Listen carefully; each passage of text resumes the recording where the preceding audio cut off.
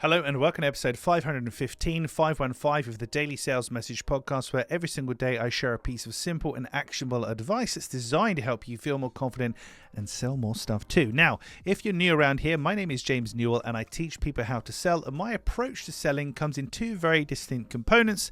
It starts with having what I call a clear sales message. You've got to be able to explain clearly and succinctly exactly what it is that you're selling to somebody. And then secondly, you need selling confidence, the ability to be relaxed and comfortable and confident in a selling situation.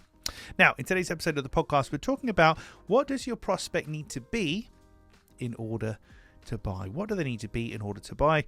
And this is just coming back to qualification factors.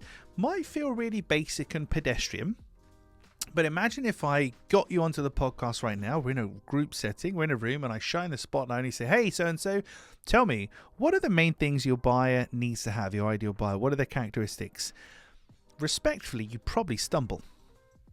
You will probably stumble, and lots of people do. So it makes sense to iron this out and to standardize it and to really give it some thought. What kind of things does your buyer need to have or to be? Do they need to be at a certain revenue level, based in a certain location, experiencing a particular problem, have tried a particular solution, are using a bit of software or equipment, planning to scale, planning to sell? Could be any number of things, but your qualification criteria, the couple of things that your ideal client needs to be or to have in order for them to be a great fit for you, is something that you need to have as tightly locked down as the rest of your articulation in your messaging. So I want you to reflect today on the clients you've dealt with currently and previously, and the new potential clients that you're pursuing. What is it that you're looking for? What is it that you're looking for in them? What are the characteristics they need to have? And then start really publicizing those. Include them in your messaging, and don't keep them a secret.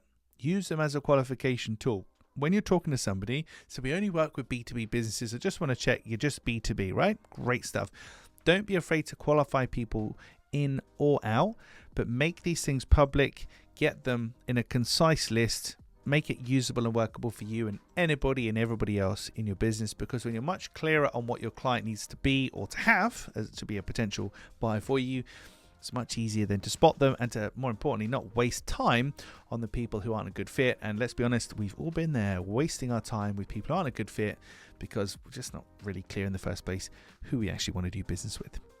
Right, that's it for this episode of the podcast. Almost became a telling off edition, but not quite.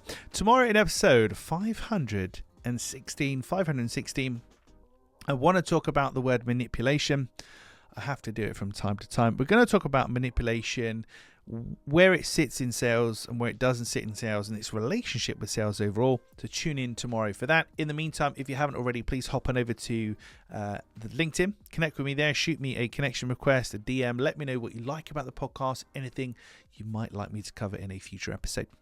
Thank you for listening or watching all the way to the end. As I stifle a yawn, I'm going to go and have a lie down now, but I'll catch you tomorrow for another professionally unedited edition of the Daily Sales Message.